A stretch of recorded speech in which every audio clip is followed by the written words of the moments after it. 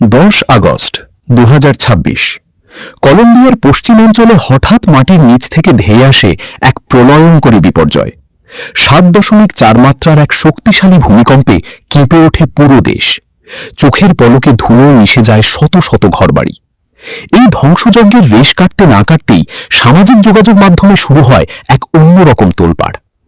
নেটিজেনদের একটি বড় অংশ দাবি করতে শুরু করে এই ভূমিকম্প কোনো সাধারণ প্রাকৃতিক দুর্যোগ নয়, বরং এটি ঐশী গজব বা আল্লাহর গজব।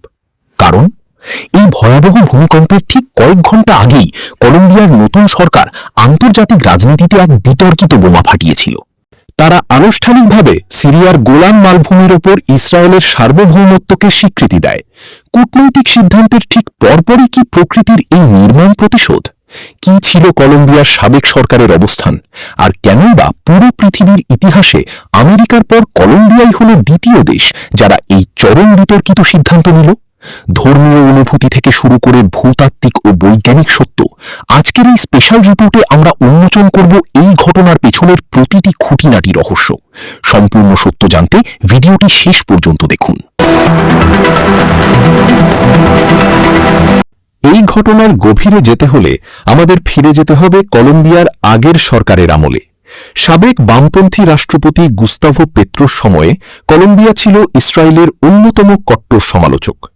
গাজা উপত্যকায় ইসরায়েলি সামরিক অভিযানের তীব্র বিরোধিতা করে 2024 সালে পেত্রো সরকার ইসরায়েলের সাথে সব ধরনের কূটনৈতিক সম্পর্ক সম্পূর্ণ বিচ্ছিন্ন করে দেয়। শুধু তাই নয়, ইসরায়েল থেকে অস্ত্র আমদানি স্থগিত করা হয় এবং দেশটিতে কলম্বিয়ার প্রধান খনিজ কয়লা রপ্তানিও সম্পূর্ণ নিষিদ্ধ করা হয়। কলম্বিয়া এমনকি ফিলিস্তিনের রামাল্লায় একটি নতুন দূতাবাস খোলারও ঘোষণা দিয়েছিল। কিন্তু গত 7 আগস্ট 2026-এ কলম্বিয়ার রাজনীতিতে আসে এক বিশাল মোড়। উগ্র ডানপন্থী নেতা আবেলান্দো দে লা এসপ্রিয়েলা দেশটির নতুন রাষ্ট্রপতি হিসেবে শপথ নেন। তিনি তার নির্বাচনী প্রচারণাতেই প্রতিশ্রুতি দিয়েছিলেন, ক্ষমতায় এলে পেত্রো সরকারের ইসরায়েল বিরোধী নীতি ডাস্টবিনে ফেলে দেবেন এবং ইসরায়েলের সাথে সম্পর্ক আবার জোড়া লাগাবেন। আর দায়িত্ব নেওয়ার মাত্র 3 দিনের মাথায়, অর্থাৎ 10 আগস্ট, তিনি সেটাই করলেন যা পুরো বিশ্বকে চমকে দিয়েছে। 10 আগস্ট কলম্বিয়ার নতুন সরকার আনুষ্ঠানিকভাবে সিরিয়ার বিতর্কিত গোলান মালভূমির ওপর ইসরায়েলের দাবিকে স্বীকৃতি দেয়। আন্তর্জাতিক রাজনীতিতে এটি কতটা বড় ঘটনা তা বোঝাতে একটি তথ্য দেওয়া যাক। 1967 সালের 6 দিনের যুদ্ধের সময় সিরিয়ার এই গোলান মালভূমি দখল করে নেয় ইসরায়েল। জাতিসংঘ সহ বিশ্বের প্রায় সব রাষ্ট্র ও আন্তর্জাতিক আইন একে আজ পর্যন্ত সিরিয়ার অধিকৃত অঞ্চল বলেই গণ্য করে। পুরো পৃথিবীর ইতিহাসে প্রথম দেশ হিসেবে 2019 সালে মার্কিন যুক্তরাষ্ট্রের তৎকালীন রাষ্ট্রপতি ডোনাল্ড ট্রাম্প ইসরায়েলের এই দাবিকে স্বীকৃতি দিয়েছিলেন। আর দীর্ঘ 7 বছর পর 2026 সালের 10 আগস্ট আমেরিকার পর পৃথিবীর দ্বিতীয় দেশ হিসেবে কলম্বিয়া ইসরায়েলের এই সার্বভৌমত্বকে স্বীকৃতি দিল।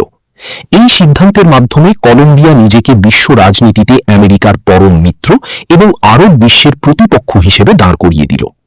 কিন্তু টুইস্টটা আসে ঠিক এই কূটনৈতিক ঘোষণার কয়েক ঘন্টা পর, যখন 7.4 মাত্রার ভূমিকম্পে কলম্বিয়ার মাটি কেঁপে ওঠে।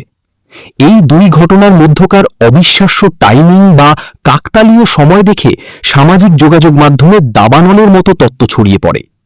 ফিলিস্তিন ও আরব বিশ্বের সমর্থক এবং ধর্মীয় ভাবাবেগে বিশ্বাসী সাধারণ মানুষ সোশ্যাল মিডিয়ায় লাখ লাখ কমেন্ট করতে শুরু করেন। তাদের দাবি, ইসরায়েলকে সমর্থন ও মজলুমের জমি দখলকে স্বীকৃতি দেওয়ার সাথে সাথেই কলম্বিয়ার উপর আল্লাহ তাআলার গজব বা ঐশী শাস্তি নেমে এসেছে। টিকটক, ফেসবুক রিলস এবং ইউটিউব শর্টসে এই দুটি ঘটনাকে মিলিয়ে হাজার হাজার ভিডিও ভাইরাল হতে থাকে, যা সাধারণ মানুষের মনে এক গভীর ধর্মীয় ও আবেগীয় আলোড়ন তৈরি করে।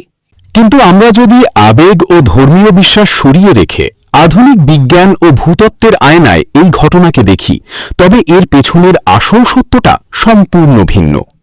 ভৌগোলিক অবস্থানের কারণে কলম্বিয়া মূলত প্রশান্ত মহাসাগরীয় রিং অফ ফায়ার বা অগ্নিবলয় অঞ্চলের উপর অবস্থিত।